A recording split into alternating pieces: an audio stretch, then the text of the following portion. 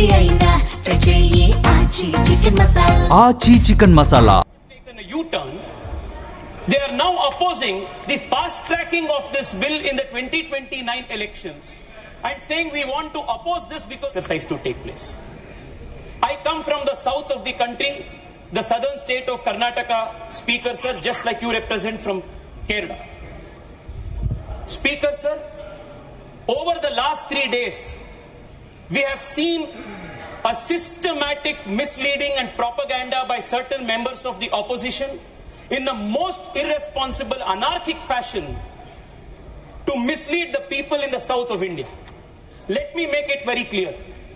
If at all there was anything, even an ounce of injustice that the proposals that the government has brought to the parliament, even if there was an ounce of injustice to the south of India, I as a proud Kannadiga would have been the first to oppose such kind of a proposal. I have gone through the proposal that the government of India has brought, the Modi government has brought. I am saying this not as a member of the BJP, but I am saying this after thoroughly examining all the 3 proposals, that other than the practical proposal that the Modi government has brought for delimitation of seats in the country, the south of India and the smaller states of India that have controlled our population, we could not have got a better deal than this. This is the best deal that the Narendra Modi government has provided. Very briefly, I want to explain to you, through you to the House and the country, Speaker sir, the constitutional framework that governs the delimitation exercise. My learned friend Gaurav Gogoiji was in his speech mentioning that we are bringing the delimitation exercise through the back door. I want to very clearly make it clear to him that the delimitation exercise is not a backdoor exercise that the BJP is doing. This is a constitutional mandate of Article 81 and 82. We are only purely following what the Constitution asks us to do. There are 3 primary articles that govern the exercise that we are now conducting, Speaker sir. Article 81, Article 82 and Article 330A of the Constitution, which provides for women reservation. Let us examine all the 3 articles briefly and summarily to understand what the articles essentially say. The first article, 81, determines the total number of seats. It also says that the total number of seats meant to the Lok Sabha, the House of People, must be divided across the country in such a manner that the ratio between the number of total seats and the population of the state is so far as practicable the same for all states. This is the first requirement. The second requirement of Article 81 is that within the states, the territorial constituencies shall be divided in such a manner that the ratio between the population of each constituency and the number of seats allotted is as far as practicable same within the state. This is the mandate of the Article 81. Now, as you are aware, Speaker sir, Article 81 and Article 82, by operation of the 42nd Amendment, which was carried forward again by 2001 Amendment, froze the number of seats in the Lok Sabha to 543 with a leeway to expand it to 550 seats. Why was this done? In 1997, when this was first discussed, the population in the country had not stabilized. Therefore, a compromise formula was taken that let us not put the southern states which have performed well in population control, let us not penalize them, let us freeze the number of seats. The same thing continued even in 2001. In 2001, while considering this bill, the then Law Minister Arun Jaitley ji said this to the floor of the House. He said the national population policy also envisages that the year 2026 shall be the year in which the population of the country would hopefully stabilize.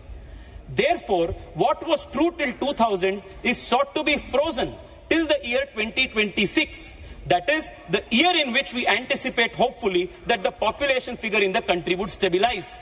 This is the motive behind freezing of the seats in 1971, which was carried for another 25 years in 2001. We are now in 2026. The first argument that the opposition is making is they don't want the delimitation exercise to take place. This is the most absurd argument. In 1971, the population of the country was 550 crores. The population of the country in 2026 today is 140 crores. There are assembly constituencies and parliamentary constituencies. Again, I want to take the reference made by learned colleague Gaurav Gogoiji in his speech. There are certain assembly constituencies in this country which are 26 lakh in number. There are certain constituencies where one single MP is representing close to 38 lakh people in the country. The population of almost a small nation in Europe. How is this democratic? How is this accountable governance? How can the number of seats that was frozen in 1971 still cater to a population of 140 crore in 2026? For better governance, for better accountability and accessibility of elected representatives, Speaker Sir, delimitation is not a mere democratic imperative, it is also a constitutional duty that finally Narendra Modi government is performing today. Speaker Sir, I want to contrast this with the proposals that the Congress and the opposition is giving. The opposition says, why can't you implement women reservation as it is on the 543 seats? Why don't you freeze the number of seats? Now, were we to freeze the number of seats, it will defeat the principle in Article 81 of one person, one vote and one value. This is a very important constitutional principle that the founding fathers of the Constitution have protected. You cannot be having a seat where 8 lakh or 9 lakh people will be one parliamentary constituency and another constituency with around 30 lakh people represented by one MP. It defeats the very purpose, which is why Constitution mandated that 2026 shall be the year where delimitation of the seats shall take place. All that the government is now trying to do is fulfill this constitutional mandate. There is a difference between other governments and the Modi government, Speaker Sir. Other governments, especially the governments of the Congress party, have always believed and practiced the politics of postponement. It is the Narendra Modi government that does not believe in politics of postponement but believes in solving the problems of the past. I want to give you an example. OROP was pending from 40 years. What did earlier Congress governments do? Postpone it. Article 370 was pending from 70 years. What did all these governments do? What was supposed to be a temporary provision, they converted into a permanent provision. What did they do? Postpone it. The Bangladesh and India border swapping deal, for almost 40-50 years, it was kept pending. What did the earlier governments do? Postpone it. It is the Narendra Modi government that solved the 70-year-old temporary provision of Article 370 by abrogating it because we do not believe in the politics of postponement. We finally solved the OROP after 40 years because we do not believe in the politics of postponement. If the Congress were in power today, they may have, like was done in 71, like was done in 2001, wanted to take the safe route, the unconstitutional route, the undemocratic route of freezing the 1971 census equation, but the Narendra Modi government has decided to bring a new equation to the scheme, which is going to give more seats to all states, more representation, and while doing this, follow the constitutional mandate of delimitation based on one vote, one value principle. This, according to me, Speaker Sir, is the most practical, genius solution that anybody could have come on. I welcome this constitutional proposition that the Narendra Modi government has brought. Speaker Sir, I now want to take a couple of minutes to examine the arguments that the Congress party and its leaders, the opposition and its leaders have made in opposition to these three bills. Now, the first thing that they say is, don't do anything. Don't bring in the delimitation. Why are you bringing delimitation and connecting it with the women's reservation bill? Now, let me for a minute assume what will happen if we don't do anything today. Article 81, Article 82 and the Nari Shakti Adhiniyam under 330A will trigger. Now what will that do? 2027, the moment the new census data is published, the delimitation exercise will get triggered. And because as of today, Article 82 and 81 freezes the number of seats in the country at 543, all across the country, delimitation will have to take place to redistribute the 553 seats among the existing states of the country based on the 2027 population. Now, what is this scenario going to do? Speaker, sir, because you come from Kerala, I want to draw the attention of the country with an instance, an example of Kerala.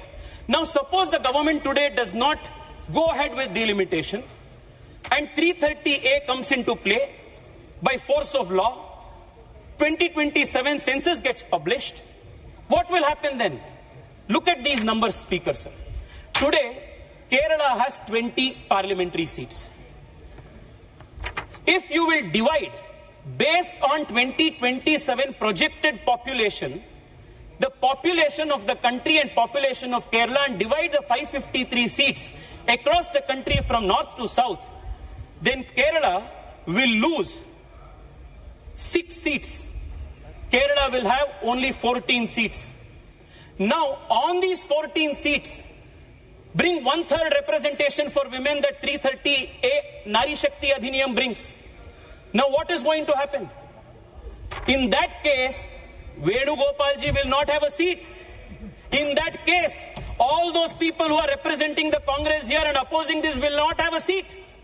What the present proposal of the Narendra Modi government is to not only protect the existing seats from encroachment, it is also a proposition to ensure that Kerala does not lose out on 6 seats. Now, for a minute, I want to assume, let us not take the 2027 census, but let us divide the country's parliamentary seats on the basis of 2011 census. Now, what will happen? 2011 census ke aadhar par, if we are going to divide the number of seats, again 543 because Article 81 freezes is at 843, again Kerala will lose 5 seats. If you take 2011 seat number, Kerala will lose 5 seats. If you take 27 number, Kerala will lose 6 seats. What Narendra Modi government is today offering is additional 10 seats to Kerala. This is only gain and no loss. This is why I say this is the best proposal that one can bring. Speaker, sir, let me take the example of Tamil Nadu. I am glad that Rajaji has come here. Now they are making the most loudest opposition. One second. How can you convince the House how this 10 seats will be increased? By which provision? How? By which provision this 10 seats will be increased? Yes. I'm coming there, Speaker. Please. Yes. Thank you, Speaker, sir. You have asked a very pertinent question. Many questions from the opposition in the last few days is the delimitation bill, the Constitution Amendment bill, both do not speak of this 50% increase. On what basis are you saying there is going to be a 50% increase? This is the question. Is this the question, Speaker, sir? Yes. Speaker, sir, I would want to draw your attention. Not the Speaker, Chairman, sir. Chairman, sir, sorry. I would want to draw your attention to Article 81 of the Constitution again. What does the Constitution Article